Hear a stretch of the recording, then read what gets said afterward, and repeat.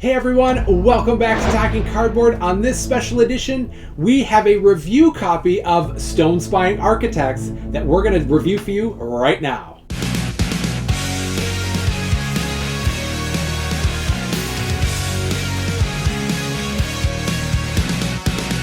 Do not adjust your television sets, everybody.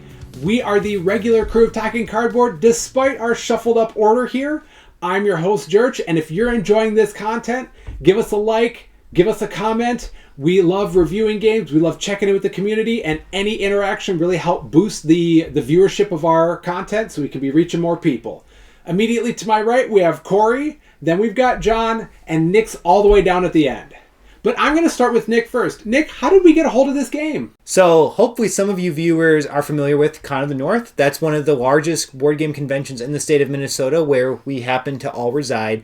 And only a few weeks ago, we were at Con of the North. At the convention, we had the opportunity to meet with a representative of Thunderworks Games who gave us a copy of Stonespine Architects to review. So we really appreciate that opportunity. Now, before we actually start diving into this game, Corey, tell us why a lot of this iconography and artwork should look familiar to a lot of board game players. So Stonespine Architects actually takes place in the Role Player universe. Role Player is a game that we're familiar with. We've played it many, many times. Definitely a different game that Stonespine brings to the table here, but it is definitely set with the same artwork, similar iconography, and definitely familiar to us for that. Now let's jump into the basic mechanics and what we're trying to do in this game. John, take it away. Yeah, at its core, Stonespine Architects is a card drafting, tile placement game where the main mechanic is building out your 4x4 dungeon that you do over a series of 4 rounds. As you're building your dungeon, what you're trying to accomplish is some of these challenge cards, the goal card for the game, and adhering to your dungeon blueprint, which all score you endgame points. Some of the symbology on the cards that you'll notice are different monsters, traps, reputation points, treasures that provide towards the goals that you're trying to fulfill. Another neat mechanic of this game is that each round also consists of a market phase or an improvement phase where you are taking the gold from the current round row of your dungeon, going into this gold board. You have a priority, and from there you're buying things from the market which add more monsters, traps, treasures, secret passages to your dungeon, again to help you fulfill the different goals and challenges that you're trying to meet for the game. And if you have played Role Player before, you'll start to see a lot of similar play lines in terms of when you've got the map for your blueprints for how you want your dungeon to look, as if you're hitting X amount of markers for it, you're getting increasing endgame victory points. I know in Role Player there's a lot of dice manipulation, but here we're manipulating the tiles or the cards that we're playing down. So even though there's kind of some randomness or chance that's going along in this, it has that same heart of you can really be customizing what your ending board experience looks like. So let's talk about some of the things we enjoyed about Stonespine Architects. Nick, you go first. One thing that I appreciated very early on in our first play session was the opportunity to be flexible in how you want to achieve your reputation points at the end. In the first round, I was set on trying to achieve one of the goals that required you to have a lot of the purple slime, I believe is purple. Mm-hmm. I get ooze and slime. Yeah. But anyway, purple slime. That challenge card was taken by someone else, so then I thought my game was over, but it's so easy to then just move right into a different strategy, and it doesn't feel like you've lost the game just because someone took something from you that you wanted. You can easily transition to a different strategy and still feel like you have a chance of winning, and I really appreciate that aspect of this game. Yeah, John, what do you think? Yeah, obviously I'm a big fan of tile placement games. This does have tile placement as part of it, although I wouldn't say that's like the main mechanic of the game. But there's a lot of things you're taking into account here because as you place each card into your dungeon, you're only placing one row at a time. You're trying to figure out how that placement affects your blueprint, your challenges, the ultimate end goal. So you're trying to find the perfect balance as you're drafting on what's really going to maximize the points you can get. And one thing I didn't mention is that you also draft the challenge cards each round, and you're going to end up with 3. So trying to balance when you stop improving your dungeon versus taking that challenge card that you know you can fulfill and get some points off of is very interesting kind of min-maxing, sort of, but it's really a push your luck type thing. Yeah, and I know one of your favorite games continues to be Queen Domino, which is a tile drafting and then laying and trying to manipulate your board state. How would you compare this to that game? You still have clusters, which work very similar as kingdoms. Can score you points based on some of the challenge cards. I would say there's more variations here for how you can score points versus Queen Domino. So it's more of a complex game for people that want something a little meatier. Yeah, but at the heart of it, we still have kind of tiles that we're laying down. There are more restrictions on this, but then more opportunity for depth in how you're manipulating things and scoring things going forward. Corey, what are some of the things you really liked about this game?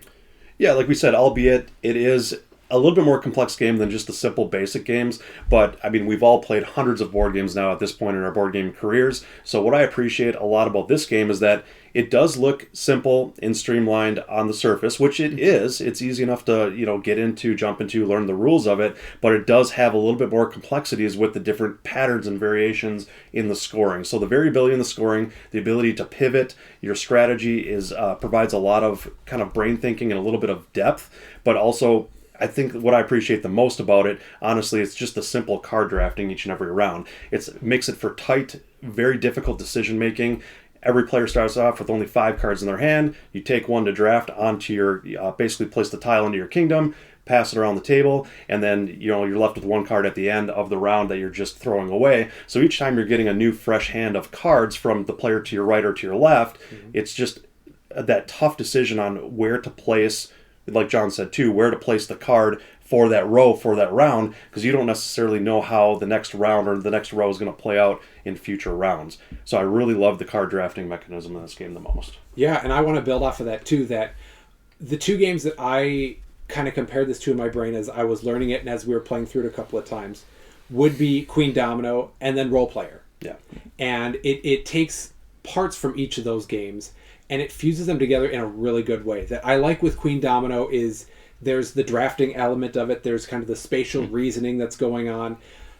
But then in Queen Domino is you're kind of limited with you're just trying to connect the right colors and then multiply it by the crowns. And that's for the most part what that game is. So it's a light game. It's fun.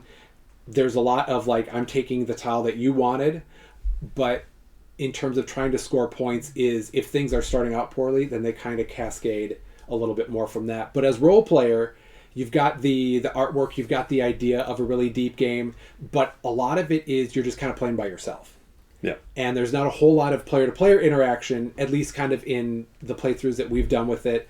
It's still a lot of an individual experience with manipulating, so there's not a whole lot of randomness in it.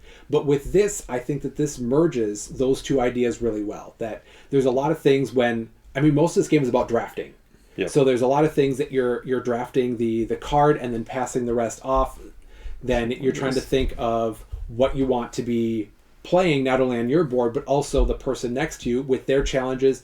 Then you're kind of pushing your luck on when you want to be drafting for your challenge cards, or when you're buying things from the market. There's a lot of ways that we were able to interact with all of each other, and sometimes kind of mess with each other, sometimes just try to be the first to the punch.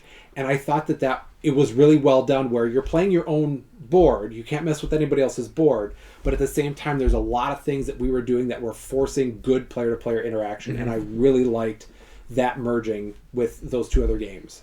Yeah, like you said, it does feel like you are building out your own dungeon, which you are. Players can't necessarily mess with your specific dungeon, but that brings us into the market phase and how that really added that tension to it and fighting over the different market, depending on, whoever has the most gold gets first dibs at the market. Yep. So it really played into, I might play a lesser tile or a tile that isn't as prevalent to your strategy just for the gold value to maybe bump ahead on that gold track to select market items before your opponents, because if they have first dibs at it and you might have needed really needed something in the market, they could snatch that before you could. And I love the tension with player order and with the market for that. Yes. So it isn't just a heads down, play your own game. There was some tension definitely with that side of it.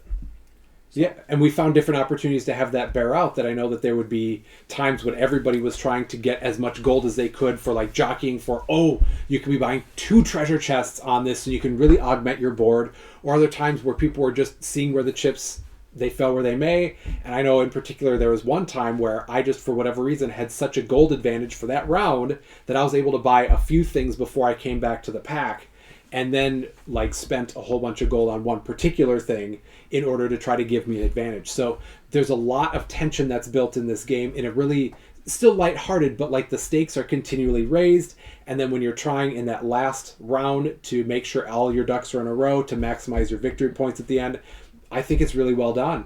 But with any game, there's good and there's bad. So Nick, when you were playing through this game, what were some of the kind of the negative things or things that didn't quite land with you? So one thing that maybe would present itself over time if I played this game a lot is the lack of different starting position. The only thing that differentiates player to player is when you are starting the game, you have different gold starting values depending on player order, and it's the difference of 1 or 2. Mm-hmm. So it's not like each player has unique character powers or anything like that. For the first few games, that wasn't an issue by any means. But over time, I feel like it would be interesting if when you start the game, you maybe had some sort of bonus or benefit over the other players that maybe encourages you to take a certain strategy that the other players wouldn't. So that's not necessarily something that was wrong with the game, but just something that over time might make me not necessarily be excited about playing this game again, because there's other games that do offer that kind of asymmetric starting point for players. One of the things we riffed about after was that it'd be nice to have heroes try to go through this. Yeah. Or like, how can we mess with each other's dungeons? And there wasn't really an opportunity for that yet that we had outside of just what you were drafting and kind of jockeying for position. But if there was some so what to being able to build this up, is are you building something that somebody has to try to actually go through, or that there's more of a sequencing value to what you're trying to do? I think that would be maybe a fun variation. Or if there's, I'm big on legacy games right now, so if there's like a legacy version where that might be a component, I think that is something that could really help raise the stakes for this. But it seemed like, at least to me, that you were building this up and then just seeing kind of what happened. I could see this getting a cooperative expansion to where we're building the same dungeon, and like we said, maybe have a hero try to go through it and see get points for how far they go through the dungeon. Maybe you get less points for how quickly you can stop them in various ways. The heroes could have different powers that are more vulnerable or less vulnerable to different types of rooms or traps or that sort of thing. This could be ripe for a cooperative expansion. Yeah, seems like there's a lot of opportunity to grow. Cooperative version, legacy version, more than just the plans for how your dungeon was supposed to look, but that there was other kind of qualifications or bonuses or things like that. That's a good point. Kind of like role player, where you have like a class, you could just easily have like a random card you give out that's your dungeon master, and it gives you some bonus or an extra scoring goal to go towards. Yeah. And this does have a solo mode that we haven't experienced, so do want to make sure we mention that that's offered in this game as well. And I could see this one working very well solo as well. Mm-hmm. I'm going to definitely give it a try. Yeah, so be on the lookout for that review of us playing it. Well, not all of us, but all of us playing it solo. Yeah. So then let's go into our final rating, and we're using BGG's rating system on there, and we'll start at the far end, Nick, and then kind of work our way back. So if you are a follower of our Talking Cardboard channel, you'll know that I'm much more of an Ameritrash / Wargamer type of player. So this type of point style game isn't necessarily my cup of tea. And for that reason, I personally am giving it a 6, because although I am not a big fan of points, point salad sounds a little disingenuous, but it is kind of a point salad game. I'm not a fan of that type of game, but I definitely thought that the pace of play of this game was, quick enough where I'd be okay playing this game if others wanted to play it, because it went fast enough where I didn't really feel like I was bored or anything, and I still felt there was enough strategy in the game that kept me interested and kept me engaged, and I did appreciate the level of player interaction. There was enough there that made it a little spicy at times. I got antagonized a few times. Bought up all your treasures. But at the same time, you felt like you were dungeon lord of your own domain. Like you really were the one that had almost complete agency of what you were doing with your dungeon, what kind of goals, what you were going for. So that's why I would be okay playing this game again, even though I'm giving it a 6. Yeah, John, what do you think? Yeah, just looking at kind of some of the criteria we generally look at, like, replayability, teachability, how easy it is to learn. Yep. Easy to learn, easy to replay, definitely easy to teach to people, I think. Yeah. I am a fan of tile placement, and I love card drafting, and I would definitely recommend this to others to play. So with that, I mean... Okay.